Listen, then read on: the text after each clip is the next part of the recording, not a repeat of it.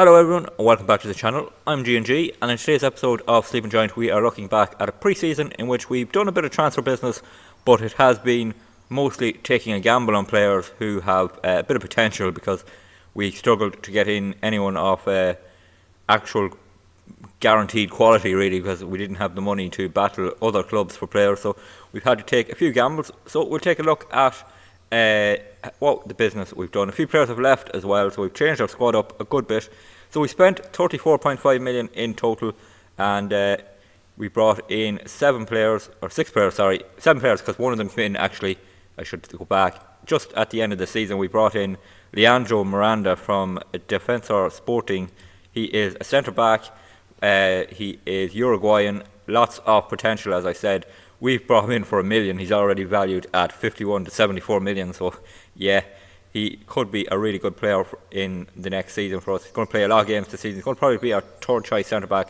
If we compare him to Billing, who's not a natural, if we compare him to Billing, who's not a natural centre back but will be playing centre back, you'll see not huge difference. If you look at their attributes, you can see Billing already further along in his development, but Miranda is there, will compete with him, and he's developed over this season hopefully into a really good centre back, and we can hopefully have another really good young player on our hands.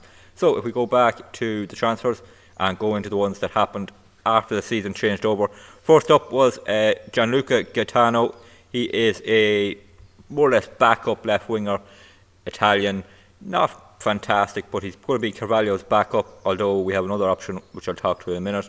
But if we look at him compared to Carvalho, yeah, he's better in some areas physically, bit better defending, bit better in the air.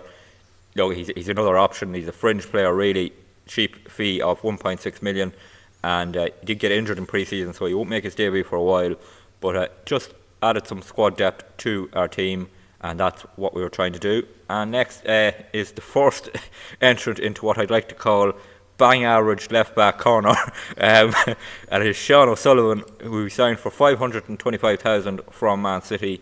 He is a left back with good potential. He's played in France already, so that's a good bonus. And yeah, he'll start the season as our backup left back because we did sign 2 left backs this summer. But if we compare him to, I am looking for Brandon Williams, who has actually left. So we'll compare him with the man who's come in, and I'll talk to him about more about him in a minute. You'll see he has some good points. He has lots of development. Hopefully, we've signed him for 525,000. He's already valued at 8 million to 10.5 million, so he is developing already. But yeah, he's good physically, good mentally, and good in the air, which could be good for us at left back. But just take a look at his attributes again. You'll see good stamina, good jump reach, good balance. They're his main bonuses. He has good technique too. His positioning isn't too bad. His crossing is not brilliant. That's a little bit of a problem for a full back, but hopefully that'll improve. We are working on that. Next up is a player, Nicolas Paz, who we signed from Newell's Old Boys, an affiliate club of ours in Argentina. Signed him for 5.7 million. Former Real Madrid youngster. Had never played for Real Madrid though. Arsenal put in a bid for him off that 5.75 million. We matched it and he decided to come here.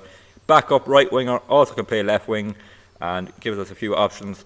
Again, more options in the squad, alongside Carvalho and Zivonaric. With Neymar retiring, we had to fill that option of players to play on the wings. If we compare him to Zivonaric, you'll see, yeah, he's well off Zivonaric, to be honest, but look, he's a backup player really. He'll play games when we're rotating the teams with Champions League football, and hopefully we can develop him as well. He is 23, probably isn't going to develop that much, but for 5.75 million, good player to have in. Has a bit of pace, has a bit of crossing ability, dribbling ability there, you can see. So hopefully he'll be effective this season, and yeah, just really a squad option, but hopefully he will be impactful this season. And now our biggest signing of the season is Jorge Santos from Boa Vista, Portuguese right back. We signed him for 24.5 million, our record signing, and again it's gambling on potential really, because he's not fantastic. And Tucci went back to Liverpool on loan. We couldn't afford the 90 million they wanted for him, so we brought in Jorge Santos, signed him for 24 million. He is valued now at 61 million, so that's his value has gone up. But again, it's not easy to get that money, as I found out during the summer, for players. But good right wing back. If you look, good aggression, good bravery, good work rate, which is nice to see. His positioning and teamwork is good too. Not bad stamina, pace and acceleration. So yeah, crossing and something else. Yes, technique is pretty good too.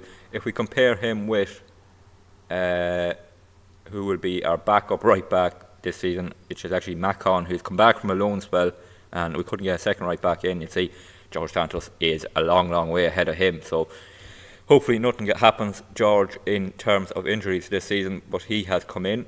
And now it is the second entrant, who we've already seen a little bit in the bang average left back corner, and it is Luca Eater from Mainz for 2.3 million. He will be our starting left back at the beginning of this season. A solid left back is what I'd call him. Nothing spectacular about him, but he will do a job for us hopefully until Sean O'Sullivan can develop a bit more.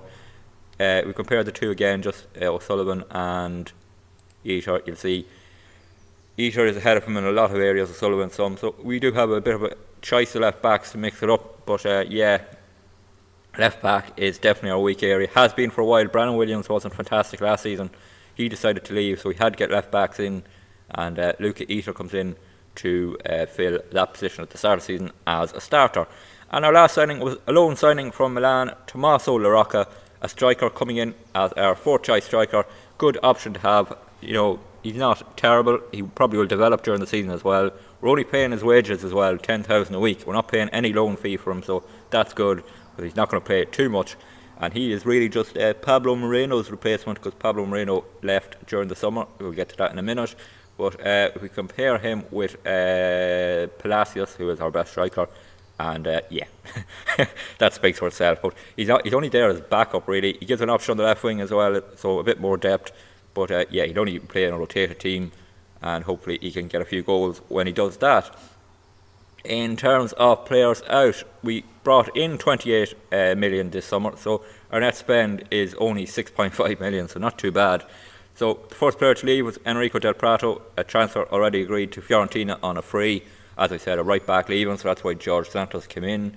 The next main player to leave was Pablo Moreno, who went to Valencia for 12 million. Good money to get in from. Didn't play a lot last season, but when he did play, he always done well for us. 89 appearances for us, 26 goals, and we signed him for 1.8 million. We sold him for 12, so that's a good little bit of business. Next up is Sissoko, left for 2.5 million. Was here right from the start when we were in League One. Played a lot of games for us, and yeah, it was his time to leave really. Wanted to sign in a new midfielder when he left, but couldn't afford it really. Didn't have the money at the end of the transfer window, so yeah, he left for 2.5 million. And then Brandon Williams decided to leave to Club Brugge in Belgium for 12 million. As I said, he didn't have a great season last season, so probably was time to cash in on Brandon Williams. Good player for us though, good solid. Brought him in on a free from Manchester United and sold him for 12 million a few seasons later.